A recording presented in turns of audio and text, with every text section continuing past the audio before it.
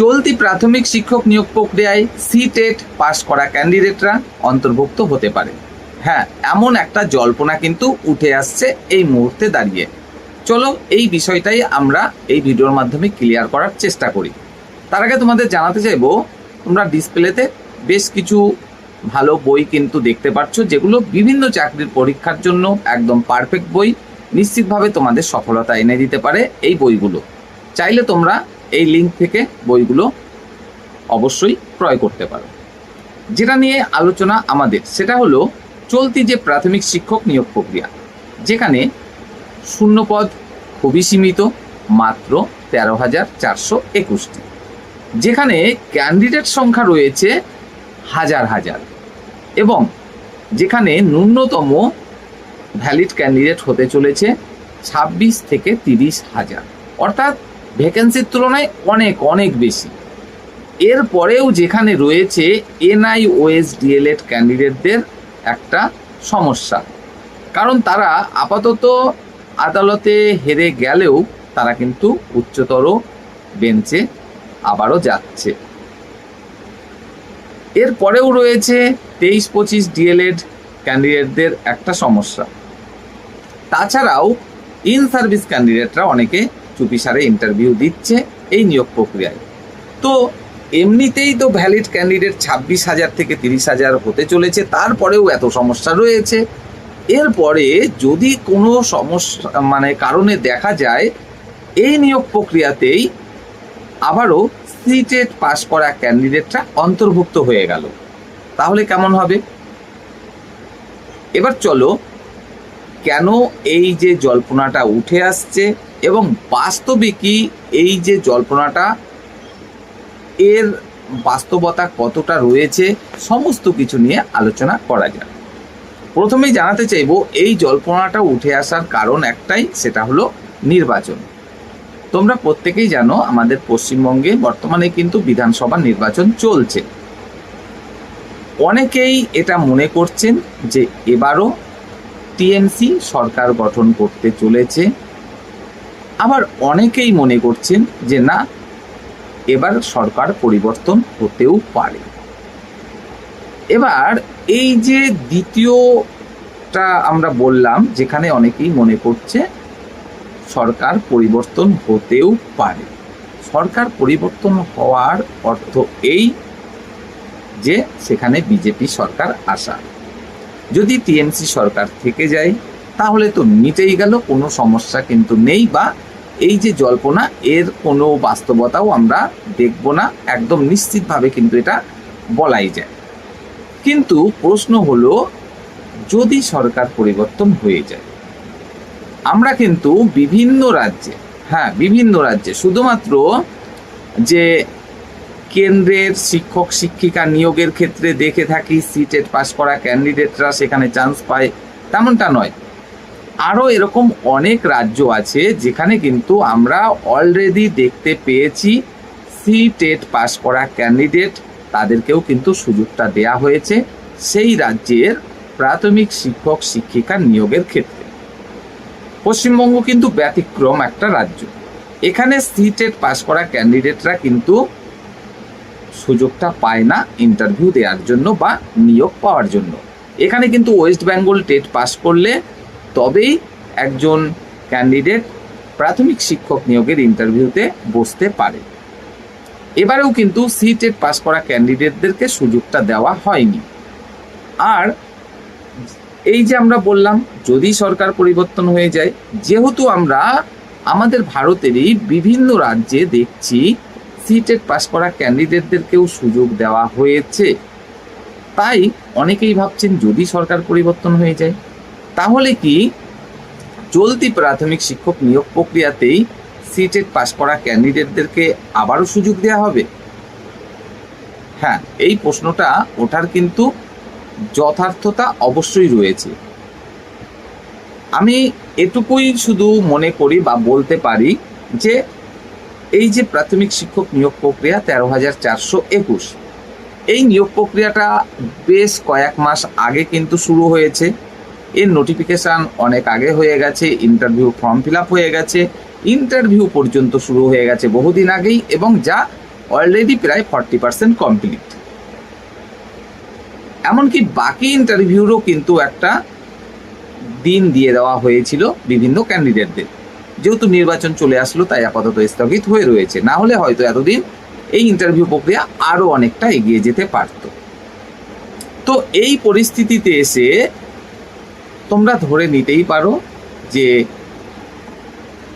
নতুন করে শুধুমাত্র সিটেট পাস করা কেন, অন্য যে কোনো ক্যান্ডিডেট তারা কিন্তু আবেদনের সুযোগ পাওয়াটার সম্ভাবনা একদম ক্ষীণ, যার পার্সেন্টেজ খুব বেশি হলেও 1 হতে পারে, যে 1% হয়তো সম্ভাবনা আমরা ধরে নিতে পারি যে আবার নতুন করে কোনো ক্যান্ডিডেট এই নিয়োগ প্রক্রিয়ায় অংশগ্রহণ করার সুযোগ পাবে বলে।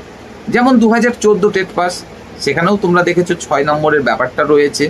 তারাও দেখবো আমরা, যারা পাস করবে অবশ্যই আবার তারা আদালতের দ্বারস্থ হবে যে এই নিয়োগ প্রক্রিয়াতেই তাদেরকে সুযোগ দেওয়া হোক। সে সিটেট পাস বলি বা 2014 থেকে নতুন করে যারা 6 নম্বর পেয়ে পাস করা বলি, যেই হোক না কেন, এই যে অনগোয়িং প্রক্রিয়া, এখানে সুযোগ পাওয়ার সম্ভাবনার কিন্তু 1%-এর বেশি কোনো মতেই নয়। অর্থাৎ চলতি নিয়োগ প্রক্রিয়ায় কোনো মতে তারা কিন্তু সুযোগ পাবে না। তবে হ্যাঁ, সবার শেষে একটা কথা কিন্তু আমাদেরকে অবশ্যই মাথায় রাখতে হবে। সেই কথাটা কি? সেই কথাটা হলো রাজনীতি। হ্যাঁ, রাজার ওপরেও হলো রাজনীতি। সবার ওপরে রাজা, তার উপরে যেটা আছে সেটা হলো একটাই জিনিস, আর সেটা হলো রাজনীতি। এই কথাটা কিন্তু ভাই আমাদেরকে মাথায় রাখতেই হবে। যদি এমনটা কখনো ঘটেই যায় যে সরকার পরিবর্তন ঘটে গেল এবং আমরা দেখতে পেলাম না ভাই, এই যে নিয়োগ প্রক্রিয়া 13,421 যতদূর যা হয়েছে সেটুকু আপাতত পুরোপুরি বাতিল, আমরা নতুন করে নোটিফিকেশন দিয়ে নিয়োগটা করব। সেখানে শূন্যপদ আরও কিছু বাড়িয়ে দিলাম এবং সেখানে এই নিয়মকানুনও কিছু পাল্টে দিলাম। শুধুমাত্র ওয়েস্ট বেঙ্গল টেট নয়, সেখানে অবশ্যই সুযোগ পাবে NIOSDL ক্যান্ডিডেটরা, সেখানে সুযোগ পাবে 23-25 ক্যান্ডিডেটরা, সেখানে সুযোগ পাবে সিটেট পাস করা ক্যান্ডিডেটরাও। এরকম নিয়মকানুন নিয়ে চলে এলো। তখন আমরা কি করব? তখন একটাই রাস্তা, সেটা হচ্ছে আদালত। আর আদালত মানেই কেস লড়ো, কারির টাকা খরচ করো আইনজীবীদের পেছনে, তারপরে লড়াই করে জিতেও তো শান্তি নেই, বিপরীত পক্ষ চলে যাবে উচ্চতর বেঞ্চে, আবার লড়াই করো, সময় নষ্ট, অর্থ নষ্ট, মানসিক চিন্তা, এই তো হচ্ছে ব্যাপার। কেস মানেই তো এটা। তো আমি শুধুমাত্র এটাই বলতে চাইবো সবশেষে যে দেখো, সিটেট পাস করা ক্যান্ডিডেট বলো বা 14 টেট থেকে 6 নম্বর পেয়ে নতুনভাবে পাস করা ক্যান্ডিডেট বলো, যেই হোক না কেন, এই যে 13,421 শূন্যপদের ভিত্তিতে ইন্টারভিউ প্রক্রিয়া অলরেডি প্রায় 40% কমপ্লিট হয়ে গেছে। এই নিয়োগ প্রক্রিয়াতে নতুন করে আবারও কোনো ক্যান্ডিডেটকে আবেদনের সুযোগ দেওয়ার যে সম্ভাবনাটা, সেটা কিন্তু খুব বেশি হলেও 1% হতে পারে, তার বেশি কোনো মতেই নয়। তবে সবশেষে শুধুমাত্র আমি নয়, তোমরাও মেনে নিতে বাধ্য হবে, সেটা হলো রাজনীতি। এটা কিন্তু আমাদেরকে মানতেই হবে।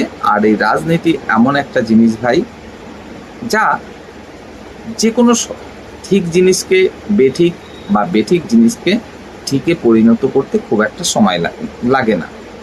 আমরা কিন্তু এটা দেখেছি অতীতে বিভিন্ন জায়গায়, বিভিন্ন সময়ে, বিভিন্নবার। তো শুধুমাত্র এটাই হচ্ছে ভয়, আর কিছুই কিন্তু নয়।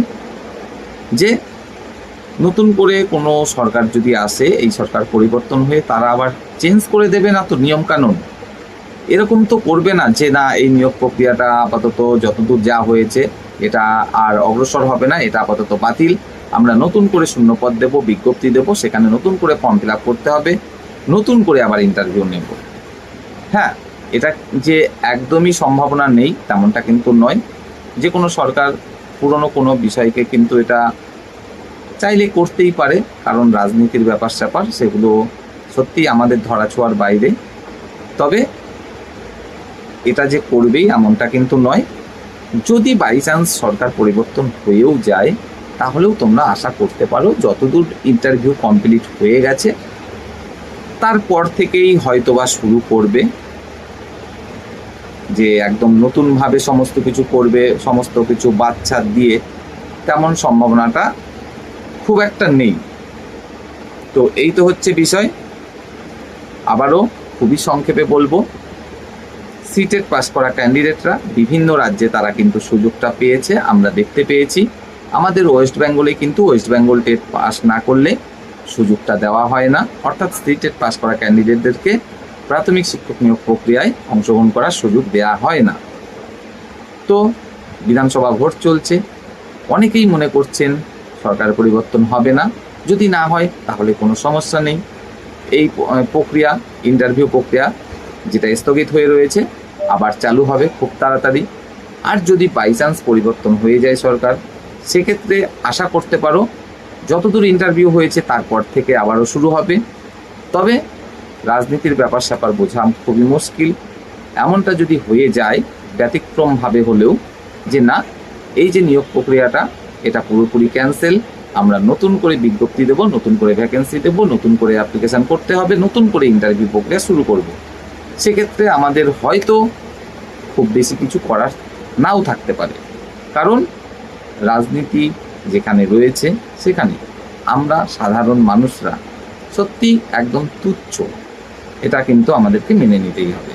আমরা আইনগতভাবে অনেক লড়াই করতে পারি, কিন্তু রাজনীতি যেখানে জড়িত থাকবে সেখানে সেই লড়াইটার সার্থকতা খুবই কঠিন, খুবই কঠিন।